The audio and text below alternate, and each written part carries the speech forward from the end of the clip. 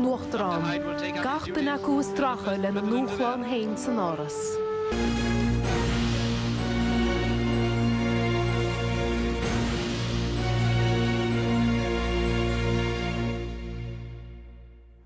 Bhí an 16 fichead go bhí lúnasa níideag 16 a cheangus an leihantaí behuntasaí sa chuimhlinn deada I dúsgurt na hÉireann.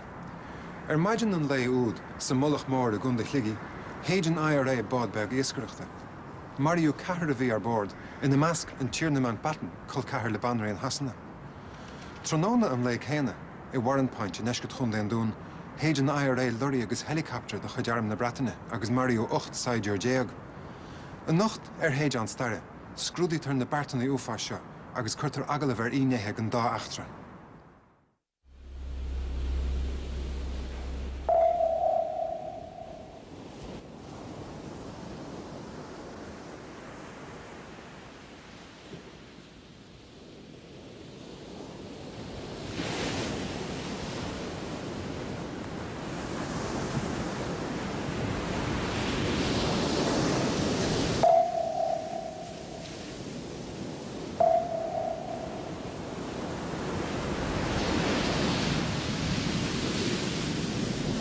I remember it was a lovely day. It had been dreadful the week before, rainy and foggy. But then, rather unexpectedly, the summer arrived. Seo an Mullaghmore in Éireann, in Cantor Seidean a bansa le Lord Louis Mountbatten, bal de howlach riga hasna. Yulti se go mó Gian Landal an seo, in san éitir bhaid se go mór sin ar a huaine son. Ach ben seo hocaí an I.R.A. a ansaí, maidín an 16 as fiche de lúnasa, nídeag 16 We, the staff, would arrive at the castle about 7:30 to prepare breakfast. There was a lot of preparing to be done, because we had a lot of people for breakfast. Lord Mountbatten was a family man, and he enjoyed having his family around him. His daughters, Lady Brabourne and Lady Pamela, and their husbands, and of course their children. Sometimes we would have 10 to 15 people for breakfast. On the 27th of August, 79, I called him at 7:50, as every morning. He used to listen to BBC News at 8 o'clock. You could be sure to find him bright as a button. He was a very active man and didn't look 79 years. When on holidays at Classieborn with his boat to go out fishing, he felt excellent.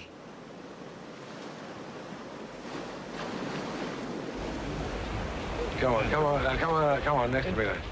Now, come on, hold on to the 20th. Edwina, hold Nicholas's hand, that's right. Now, come on, hold Nicholas's hand. Hold Nicholas's hand, come on. Come on.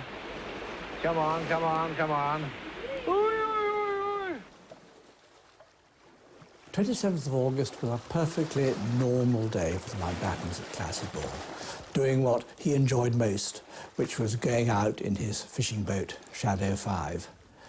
And yet there was no such thing as a normal day for the Mountbattens at Classieborn, but always at the background there was this possibility of violence. Every time before he came to Ireland, he would consult the British police, who in turn would consult the Garda, and always the advice was the same. But yes, you must come, but remember, there is a danger. And he lived with that knowledge of danger. And even at Broadlands, in his home in the Hampshire countryside, he would sleep with a shotgun in the bedroom with him. There was always the risk of violence in Ireland. But Classieborn to him meant, above all, peace, the family, the sea. The sea was in his blood. His father, even though born a German prince, had become professional head of the British Royal Navy. And Mountbatten's whole life had been spent as an intensely hard-working, serious, thoughtful naval officer. By the time of the Second World War, he was accepted as being one of the most enterprising and dashing of destroyer captains. That war was for him, above all, a war against fascism, a war made more poignant by the fact that his wife Edwina was herself from a German Jewish family from Cologne. When he, as Supreme Allied Commander in Southeast Asia, had to deal with the new nationalist movements which had sprung up in the wake of Japanese surrender, He handled them with an extraordinary liberality and a progressiveness. He was totally the opposite of the conventional, traditional, blimpish, imperialist figure who people occasionally made him out to be. In 1947, his cousin, King George VI, appointed him as the last Viceroy of British India. The lasting image of Mountbatten in India, though, is a man sitting on the ground by his friend Pandit Nehru at the funeral of his other friend, Mahatma Gandhi.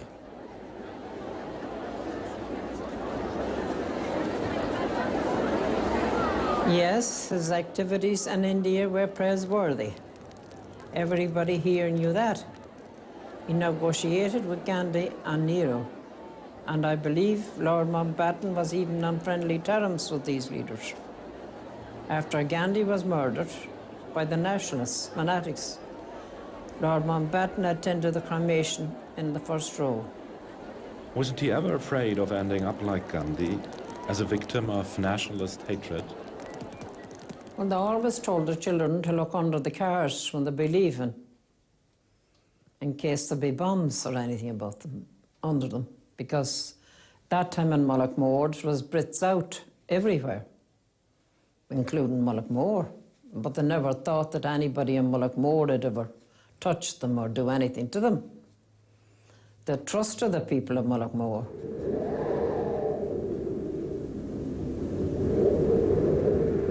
Anyone who knows the history of this area will know that since the arrival of the English and the Normans in the 12th century, men have always struggled to be free and to throw off the foreign power.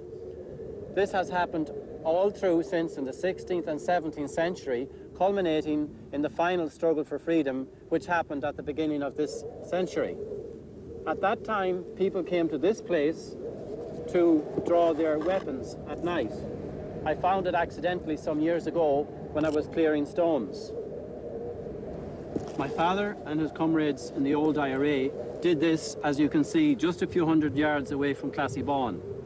The seeds of the destruction of the old colonial way of life were sown in these stones, but the people who looked out the castle windows couldn't see that. All they could see was the men who tipped their caps to their rulers in the daytime.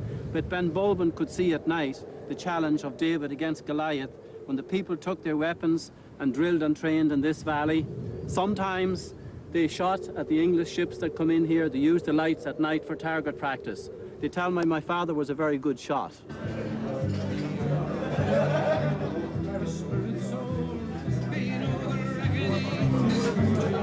There has never been any English blood innocently spilt in this country. The only innocent blood that was in this country ever spilt was the Irish innocent blood.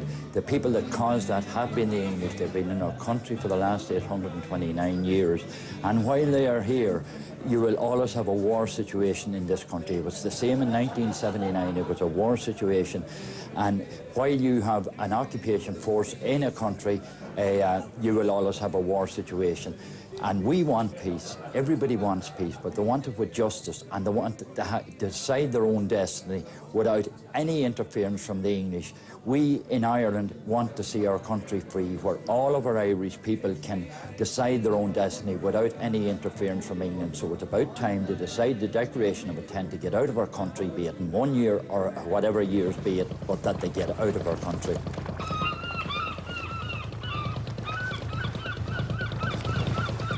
I was the skipper of Shadow 5. It was a summer job which I had for several years. They were a nice family to work for, even though he was Admiral of the Fleet. He would sometimes even carry that role on board Shadow 5. This was quite amusing, because he had captained many large battleships and cruisers, but he still played the role when he was on the boat. Now, the boat was getting old. The engine needed some attention, and nobody took him too seriously, but he insisted on taking the boat out of the harbour and always back into the harbour. He was the captain. On that morning, about 11 o'clock, when he would have left the harbour accompanied by some of his family, he would always have a boatman like I used to be. These were young people who you find in every harbour all over the world, who like to go to sea, who enjoy the life. Paul was such a young man. He loved to go to sea and he liked the boats. He was very clever, very dedicated. This is the last photograph taken of Paul. It shows him there with the twins, Nicky and Timothy, who are the sons of Lady Mountbatten. Paul got the job because a lady, a well-known lady in County Sligo, was looking for a boat boy for the boat. He went to the interview and he succeeded in getting the job. She said she just couldn't refuse him because of his honest eyes. When we went to Mullaghmore for our holiday, a strange thing happened because a well-known man called up at our cottage twice. He asked me if it was Paul who was going to be the boat boy. I said yes. He said he is far too young to be doing that job. A man should be doing the job. I found this rather strange, as I didn't know this man. He didn't seem to have any interest in our family or any knowledge of us, and yet that happened. But with hindsight, I now know what exactly the whole thing meant. At 8 o'clock that morning, on the day of the 27th of August, Paul got up. He had his usual breakfast, grapefruit, a couple of bowls of cornflakes, got himself dressed in jeans and a blue shirt. I remember them well. He had ripped his jeans and I had sewn them. I had been angry and I wish now I hadn't been. He also checked his money, which he kept in a lobster pot, just to make sure it was all there. Perhaps his sisters might have wanted to have borrowed some if he hadn't been careful. He called out that he was going and he set out for Classybon. I never saw his face again. I never heard his voice again. There was so much I wanted to say to him. I wanted to tell him how much I loved him. I wanted to tell him how very, very proud we were of him.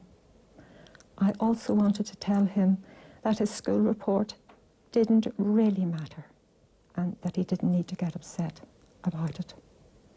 I did not realize it was the very, very last time I would ever see him.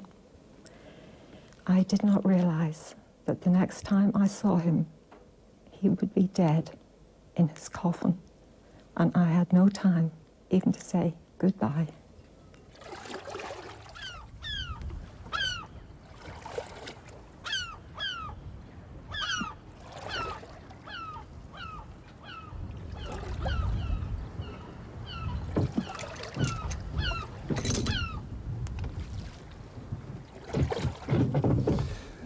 Paul came on board Shadow 5 that morning. Others would have been on board the boat before him, perhaps during the night. Nobody noticed anything, not even the police, both uniformed and plain clothes. Their role was basically to protect Mountbatten against perhaps a shooting or a kidnapping. But the most vulnerable point that he could possibly be during his holiday here was on board Shadow 5. However, his perhaps arrogant attitude towards security did not allow the police to put in place extra security on board the boat. Therefore, it would have been simplicity itself to place a device somewhere in the engine compartment. They only decided that Monday at the last minute who would go to sea. With him went his daughter Patricia and her husband, Lord Braben, their twin sons, Nicholas and Timothy, John Braben's mother, the Dowager Lady Braben, and Paul Maxwell, the young Irish boat boy who almost always went out with them. A subsequent investigation shows the boat left the harbour at almost exactly 11:30 that morning. Ocht nuachtarán, gatain acu stracha le na nuachlan hain san áras. The Dragon Craigtisha, My father, in his last words with me, believed that there must be reconciliation. It came forward to guide us. You can have Poland, but you can't have Fianna Fáil. Quite honest with you and tell you, I didn't think she had a snowball's chance in hell. Dheargus an rólas poiblí sa stát. Uachtar an, a tosaí decéadaí na gleabhar hééis sin naí TG4.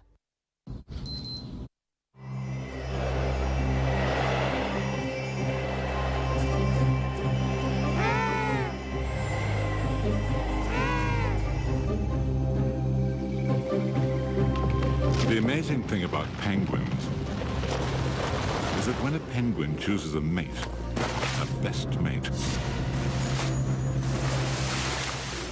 they stay together for life.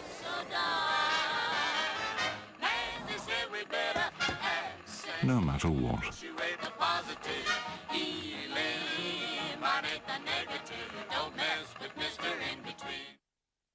How do you help protect your kids every morning? Every morning, I like to give my kids Danone Actimel to help strengthen their natural defenses. There's bad bacteria everywhere, but kids will be kids. With its unique cultural KZI Immunitas, Danone Actimel is scientifically proven to help strengthen your natural defenses. Danone Actimel helps strengthen your natural defenses. Danone. Discover the anti-wrinkle power of Retinox in a light foundation with a touch of colour for instant illumination. Retinox Illuminateur from Rock. The Reed Mega Day. This Thursday we're taking an extra 10% off. 10% off sofas, dining and beds. Many already half price or less. An extra 10% off this Thursday, 12 hours only. Jane likes little rewards. She likes sales, deals, and that little bit more. She likes it when things come together, go together, and work well together. You see, Jane bundles Aircom talk time together with broadband and saves. This is Aircom bundles for Jane and her family. Visit aircom.net for an Aircom bundle that's you. You don't just take a break in Ireland. You let it take you. I'm living for all these highs and lows. I'm living for all these highs and lows. I'm living for all these highs and lows. I'm living for all these highs and lows. All these highs and lows. I'm living for. I wanted to see you, but you were not near. And then you appear so real, so clear. With all these highs and lows, all these highs and lows. If you go down, I cool down. If you go out, I cool out. I'm living for all these highs and lows. I'm living for. DiscoverIreland.ie. Right here, right now.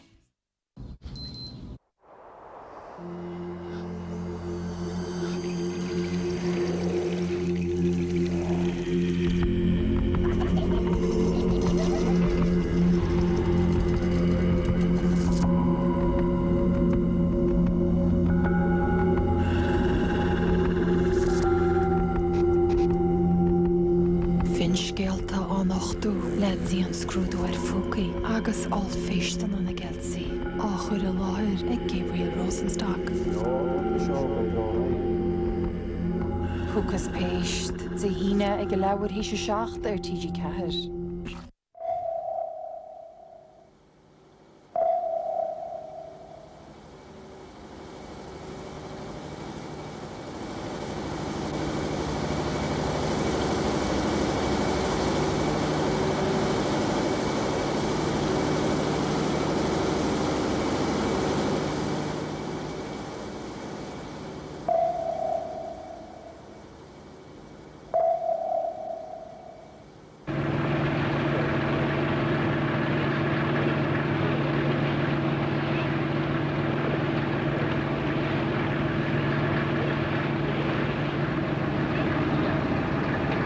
Come on. You clubbed it. Oh, he hasn't got it. I thought he had. Pulls it off. Pull it in. Lift it up, clear the boat. Lift it up. Good, right up, in. Come on, pull it out to the side. Don't get out of the boat. Lift it up. Come on, right in. Up. That's better. Righto. Shadow 5 left the harbour at Mullaghmore and had gone about 300 yards or so towards the first of the lobster pots, which had been laid the night before. Mountbatten slowed down and was about to cut the engine to bring the boat to a halt. Meanwhile, from on shore, he was being watched by the men who intended to bring this innocent fishing trip to a brutal halt.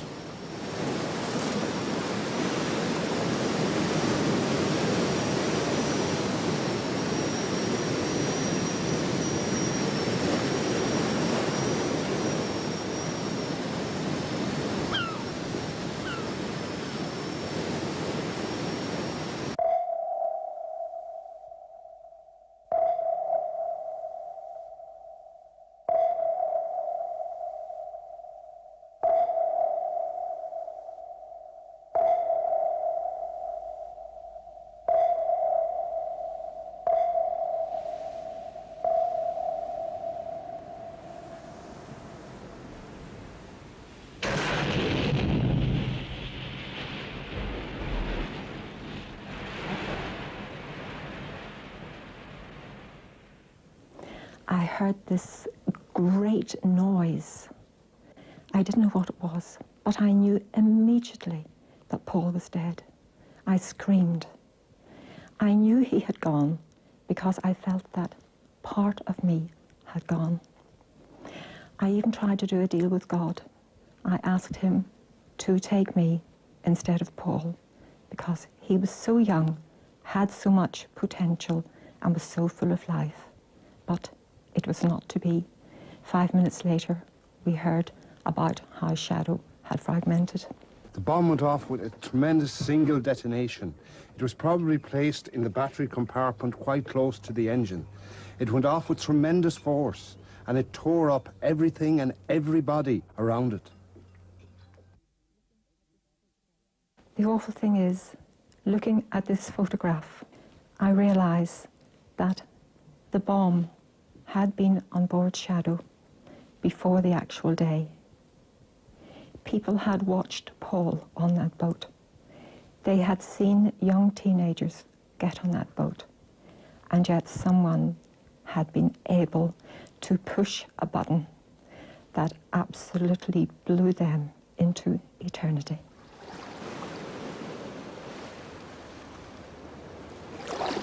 It was almost a complete massacre, and it is quite a miracle that anybody at all survived, given the force of the explosion. We helped immediately to remove the dead and the injured and proceeded to take them ashore.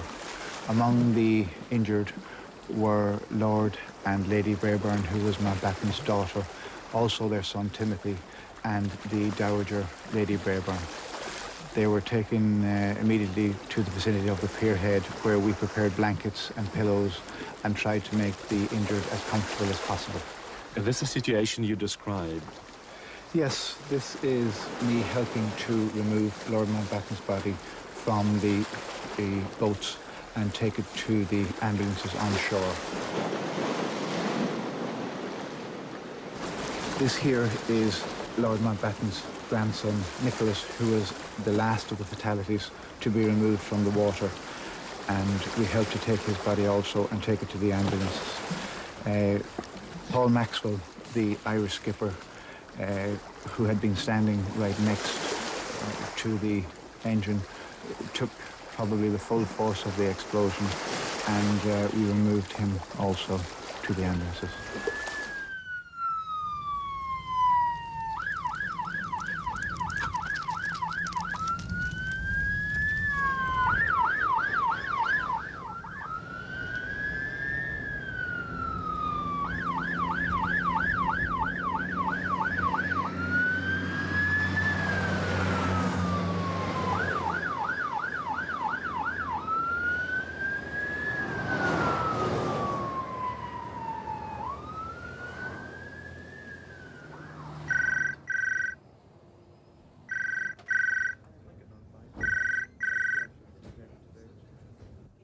Well, I was here in the newsroom that morning when the news came through that there had been an explosion in Mullaghmore in County Sligo.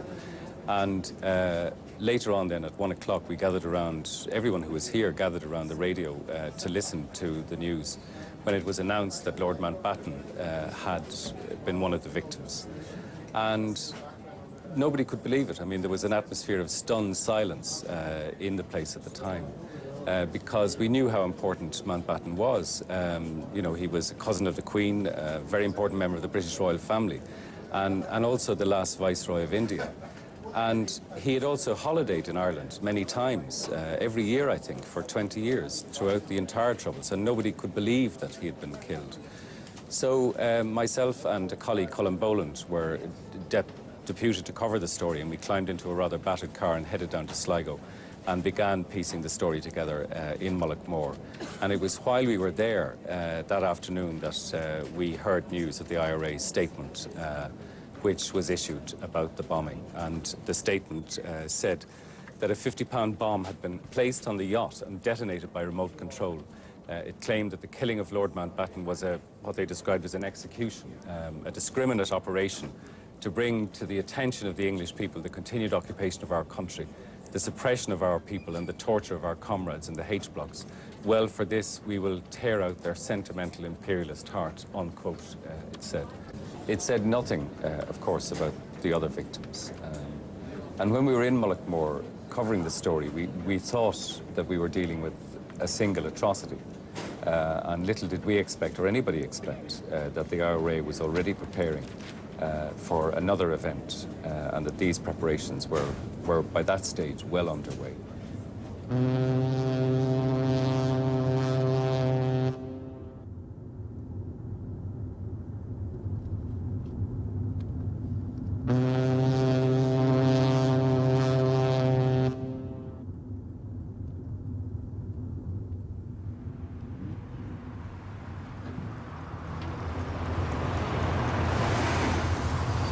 The IRA used the exact same approach at Warren Point as they used at Mullaghmore. After all, it was the same leaders who planned the operation at Mullaghmore who planned it for Warren Point. The same people were in control. The same people organized it, and the same people supplied the explosives. Exact same people. Here is their homes. This is where they live. Here they have their roots and their origins in this rocky, mountainous land. Here they are small farmers. In this border territory, only a few kilometers from Warren Point itself is where they live. It is the heartland of the I.R.A., of the creme de creme, the 1st Battalion, South Armagh Brigade, Provisional I.R.A. This, in amongst this terrain, this territory of small roads and mountainous little hills, is where they find the terrain necessary to fight the British Army almost to a standstill. It is here they have killed 90 British soldiers in 25 years of conflict. There was only one way for them to move. They had to be flown in by helicopter. It was much too dangerous to travel in jeeps. They had to have support from the air. And their security bases, they were high, very high tracts, but they were a favorite target for us.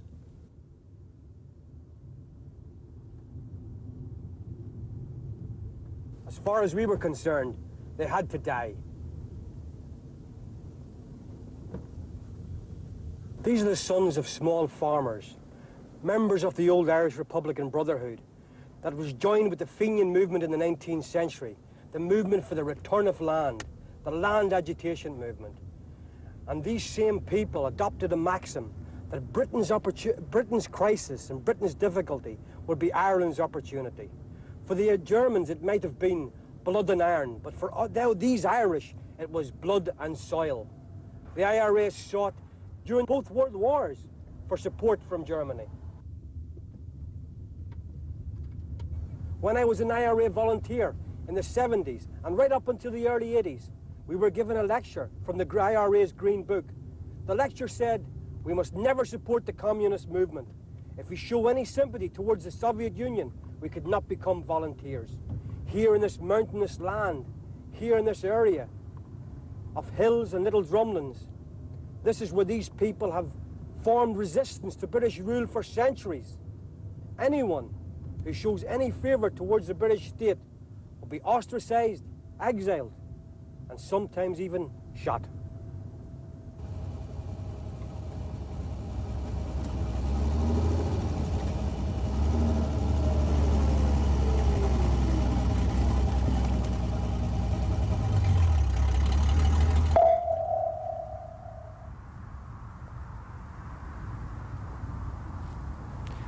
This is where the fuses tick, as that bomb sat in the engine room of the boat at Mullaghmore.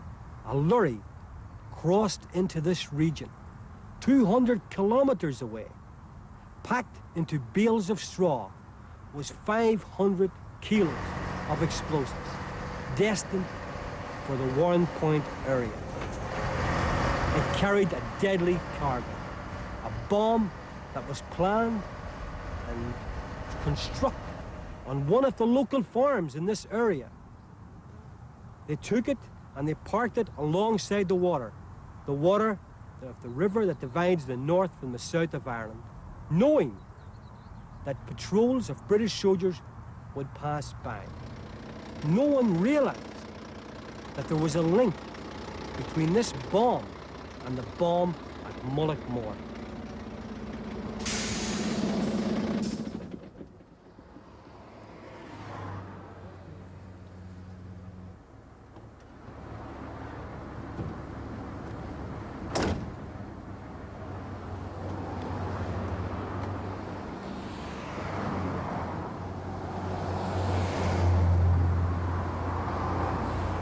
To detonate bombs like this, you need two things.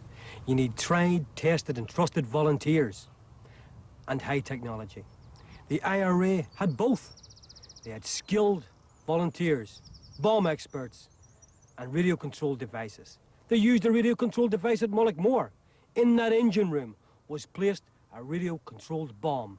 The two volunteers, 500 yards away, on the shore, safe and secure, before they detonated that bomb. The same thing applied here.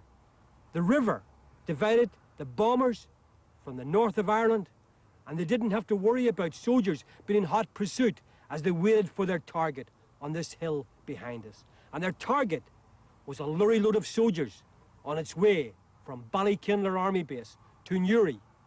On its way to Newry, it had to pass through Warren Point. Sitting in this lay-by was a radio-controlled bomb.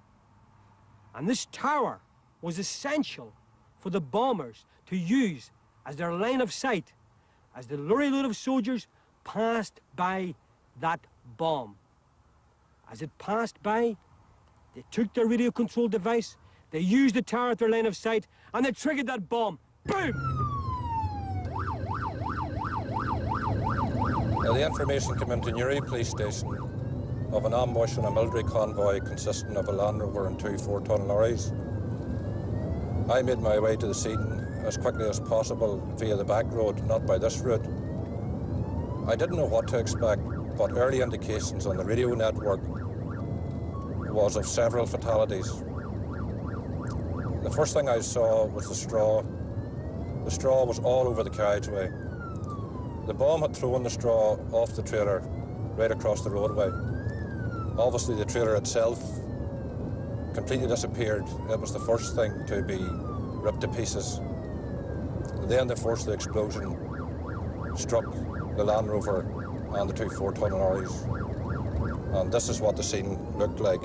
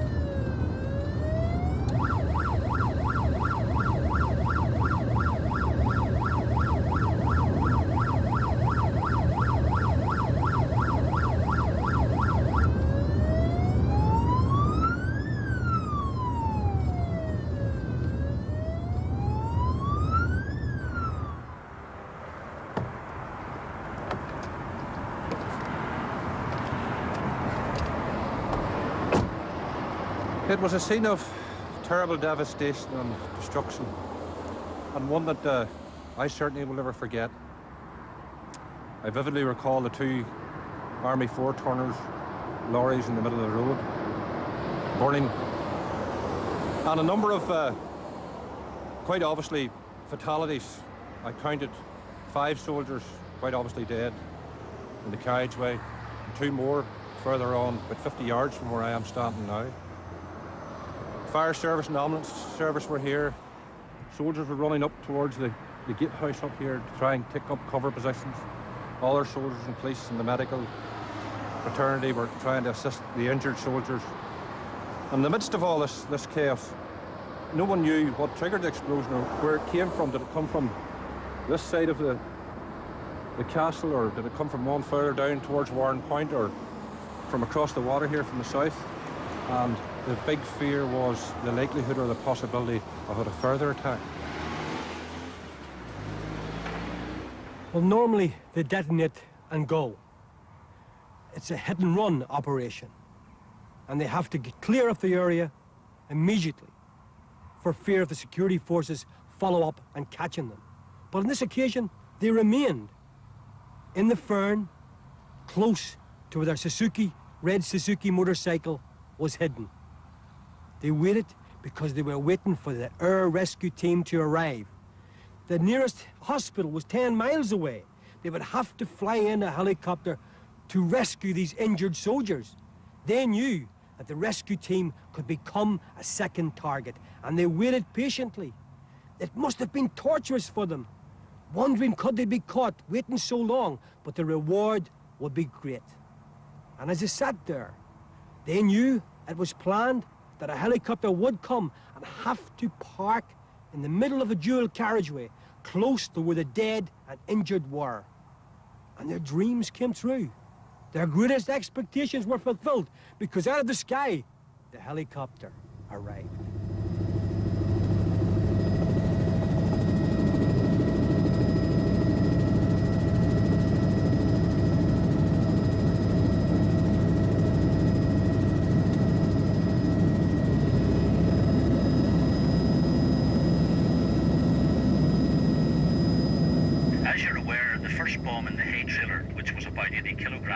Exploded at 1640. At around about 1650, I was summoned to the scene, along with reinforcements and further medical staff. I arrived at the scene at around about 1655, and was there in time to see that the scene was coordinated and closed off as a crime scene. I want to say that I had no difficulty in finding the scene. It was one of devastation. There was pieces of body everywhere. There was pieces of army truck all over the place, and the ground around the bomb, which was of an incendiary type, had been badly scorched. The further reinforcements also arrived in another helicopter. This helicopter landed at the Narrowwater Castle, just opposite the Celtic Round Tower. And as the troops came out to give us cover from what may have been another attack, we then found that a second bomb of around about 100 kilograms was detonated just at the time that the helicopter was disembarking.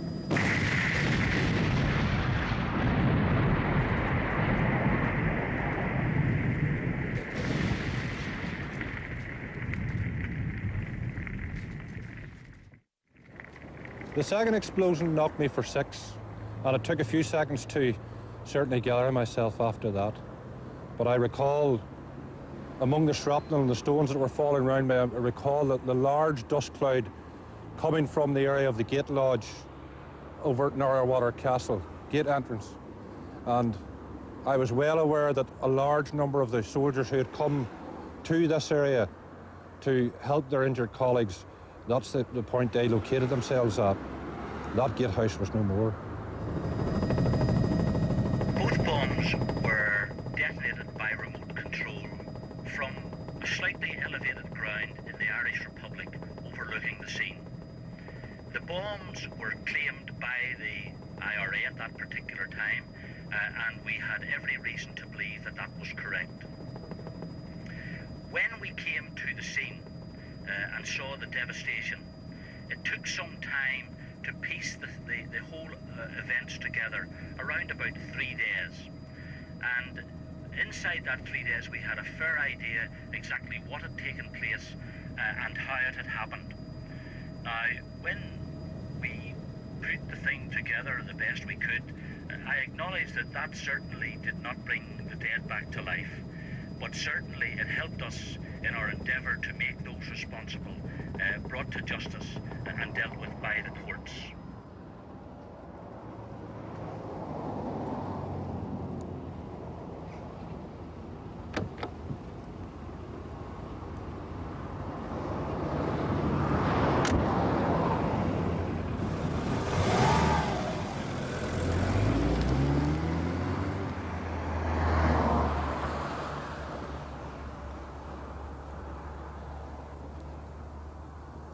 On that evening of the 27th of August, there was a mixed reaction. People were frightened of what might happen in vengeance for what had taken place at Norra Water. But nevertheless, even though the shops had closed early and the streets were practically deserted, there was a quiet acceptance of the operation.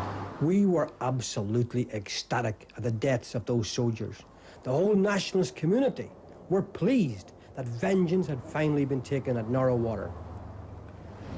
In the local pubs, people celebrating, quite honestly been prepared to celebrate and saying it was a great victory, a great day for the Irish people, for the Irish nation.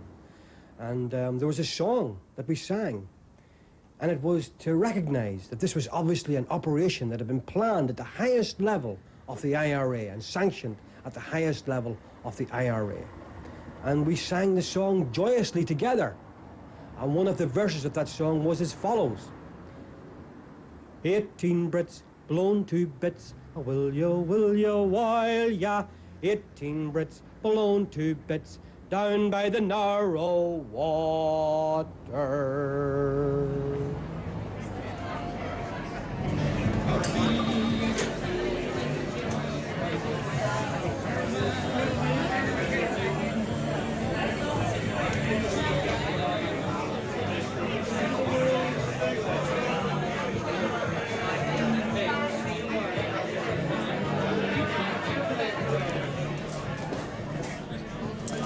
It was a very long day in Mullaghmore.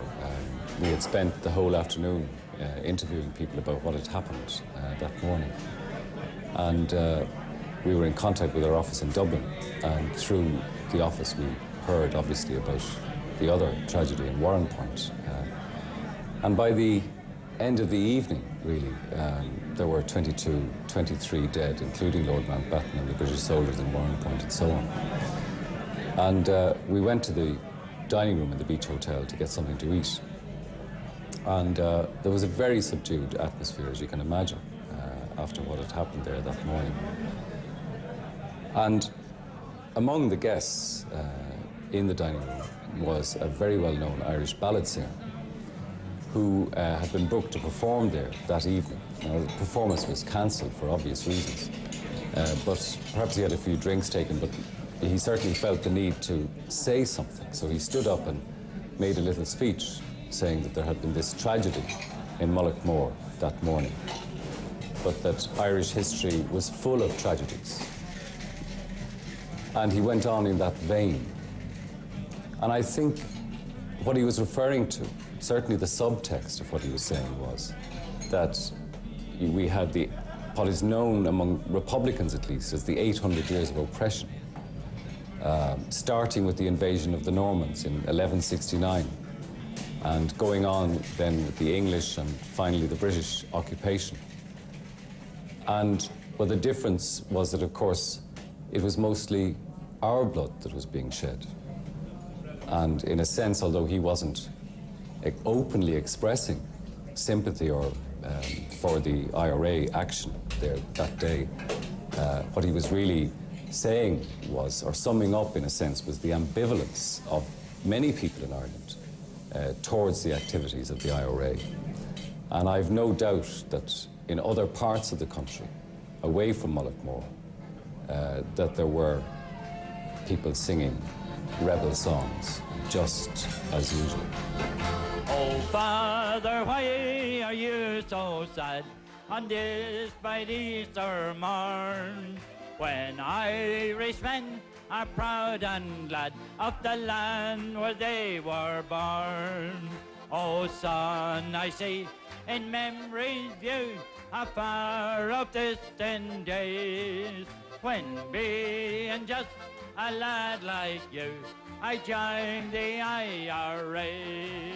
Where are the lads who stood with me when history was made? Oh, Grammar Cree, I long to see the boys of the old brigade. And now, my boy, I've told you why on Easter morn I sigh. For I recall my memories all from dark old days gone by. I think of men who fought in Glen with rifles and grenades. May heaven keep the men who sleep from the ranks of the old brigade. All together. Where are the lads who stood with me when history was made? Oh, Grammar Cree, I long to see the boys of the old brigade.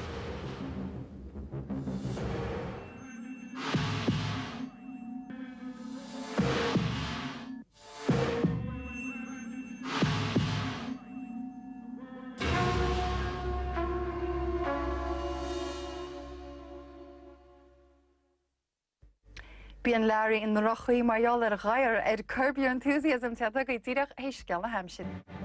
8 nuachtarán, gach den acu stracha le na núchláin hain san áras. My father, in his last words with me, believed that there must be reconciliation. It came forward to guide us. You can have Bolin, but you can't have Fianna Fáil. Quite honest with you and tell you, I didn't think she had a snowball's chance in hell. Léargus an rólas poiblí sa stát, uachtarán, a tosaí decédaí na gleabhar héis an naí TG4. This is cute. It's awful. There's got to be more cashews. Absolutely. Schwimmer's dad's really pulling a fast one here, you know? All right, well... You can still eat 2 packages of them. Okay, fine. All right? 2 packages.